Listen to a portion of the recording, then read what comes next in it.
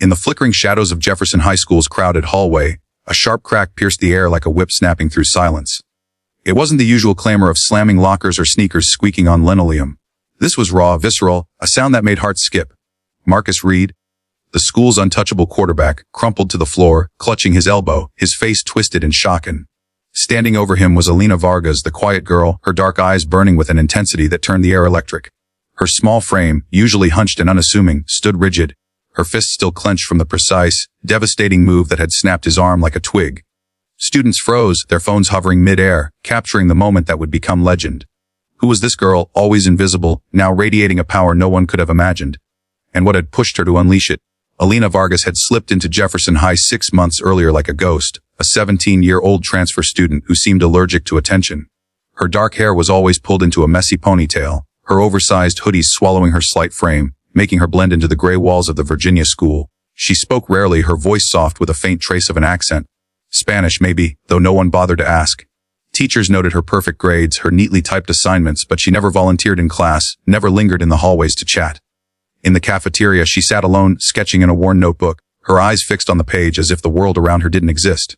Rumors swirled, she was a runaway, an orphan, or just weird. But no one cared enough to dig deeper. To them, Alina was a nobody, a shadow who drifted through their lives without leaving a mark. But shadows can hide storms, and Alina's was brewing just beneath the surface. Jefferson High sat in a tidy suburban pocket of Virginia, its red brick facade and manicured lawns masking the tensions within. Football was king here, the Eagles games drawing crowds that cheered under Friday night lights. Marcus Reed ruled this kingdom, a senior with a linebacker's build and a smirk that carried the weight of his father's sheriff badge. His crew, jocks in Letterman jackets, hair slick with gel, followed him like wolves, amplifying his cruelty. Marcus thrived on power, picking targets with the precision of a predator. Alina, with her silence and solitude, was an easy mark. She didn't fight back, didn't cry, didn't even glare when he started his campaign against her. To him, she was a puzzle he couldn't resist breaking. It began subtly, as cruelties often do. A shoulder check in the hallway sent her books sprawling, Marcus's laugh echoing as he called out, "Walk much, freak." Alina knelt to gather her things, her face unreadable, her silence infuriating him further. Soon, it escalated. Gum in her locker, her backpack tossed into a muddy puddle after gym. Whispers followed her like a swarm. What's her deal? She doesn't even fight back.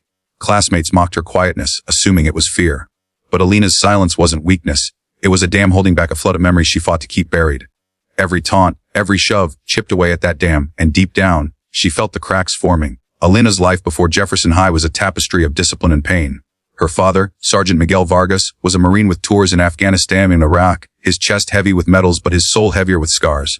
An IED had left him with a limp and nightmares that woke him screaming.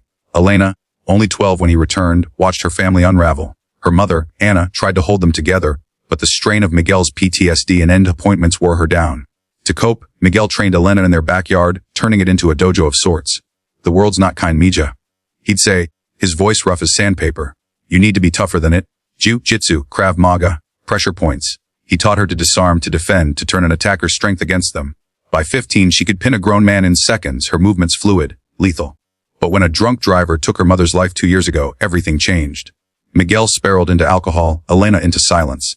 She vowed to leave violence behind, to be the normal girl her mother had wanted.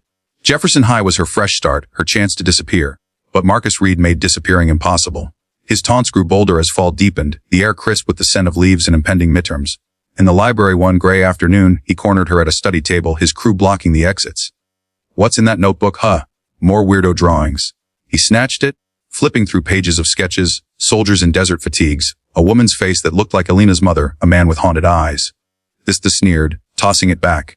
Alina caught it, her grip tight, her eyes flashing for a split second. Marcus shoved her shoulder, expecting her to flinch. She didn't. That night, alone in her room, Alina stared at her sketches, her father's snores rumbling through their small apartment. Doubt crept in. Why was she letting this happen? But she clung to her promise: no violence, no attention. The school pulsed with the rhythm of football season. Pep rallies filled the gym with roars, banners proclaiming, "Eagles soar." Marcus, the star quarterback, was untouchable, his ego fed by cheers and his father's influence. Alina, meanwhile, navigated a minefield.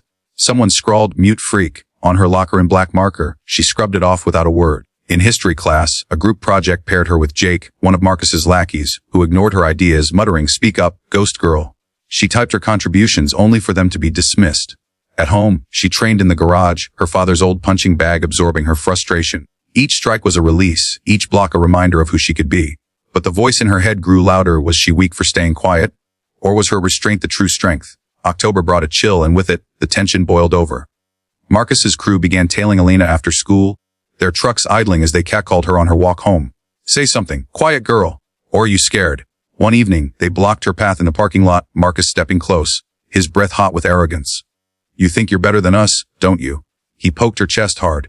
Alina's pulse raced, her training kicking in, step, pivot, strike, but she forced it down, slipping past them. Marcus's laughter followed, but his eyes held a flicker of unease. That night, Alina stood in the garage, her fists pounding the bag until her knuckles bled. I'm not that girl anymore, she whispered, but the words felt hollow. The breaking point came on a crisp Monday morning, the hallway buzzing with pre-class chaos. Alina was at her locker, jug books, when Marcus approached, his crew in tow. Time to make this fun, he muttered, slamming her locker shut, nearly catching her fingers. Students turned, sensing a spectacle. Got something to say now, freak, he taunted, stepping closer. Alina met his gaze, her eyes steady, a spark igniting. He grabbed her arm, yanking her forward before anyone could blink. His hand cracked across her cheek. The slap echoed, a red mark blooming on her skin. Gasps rippled through the crowd, phones raised to capture the moment. Marcus grinned, expecting her to crumble. But Alina didn't crumble. Time slowed, the hallway fading into a tunnel of focus. Her father's voice rang in her ears. End it quick. In one fluid motion, she twisted Marcus's arm, locking it in a jiu-jitsu hold. With a sharp pull, she forced his elbow beyond its limit. A sickening crack split the air. Marcus screamed, collapsing, his face white with shock. His crew stood paralyzed, the crowd silent except for a few gasps. Alina stepped back, her breathing steady, her cheek stinging but her resolve unshaken. A teacher's shout broke the spell, footsteps pounding toward them. It was over in seconds, but the moment would echo for years. The principal's office was a storm of accusations. Marcus, arm in a sling, ranted about assault, his sheriff father looming, demanding Alina's expulsion. Alina sat quietly, her father arriving in his faded Marine cap, his limp pronounced but his eyes clear for the first time in months. Security footage told the truth. Marcus struck first, Alina's response pure self-defense. His crew, under pressure, admitted the months of harassment, locker vandalism, verbal abuse, the parking lot ambush. But the real shock came when Miguel spoke. My daughter's trained since she was 10. I'm a Marine. She knows how to protect herself. The room fell silent. Alina wasn't just a quiet girl, she was a warrior's daughter, forged in discipline and loss. The revelation reshaped everything. Classmates whispered about her sketches, tributes to her father's service, her mother's memory. The counselor uncovered Alina's grief, her father's PTSD, her vow to avoid violence after her mother's death. Marcus faced suspension, his football career stalled, forcing him to confront his own insecurities. A mother who left, a father who pushed him to dominate. Alina, meanwhile, emerged from the shadows. She joined the art club, her drawings of resilience displayed in the school gallery. Her father sought treatment, their bond healing through shared pain. Months later, Marcus approached her, head low. I was wrong, he said, his voice small. It wasn't forgiveness, but it was enough. By spring, Alina walked the halls with quiet confidence, her silence now a choice. She had faced doubt, cruelty, and emerged unbreakable. Jefferson High would never forget the day the quiet girl snapped an elbow and revealed a strength that changed them all. Hey YouTube family, what did you think of Alina's story? Have you ever witnessed someone rise above their struggles in a way that left you speechless? Maybe you've had your own moment of standing tall against the odds. Share it in the comments, I'm dying to hear. If this tale of hidden strain of redemption hit you in the feels, smash that like button, share it with someone who needs inspiration, and subscribe for more cinematic stories.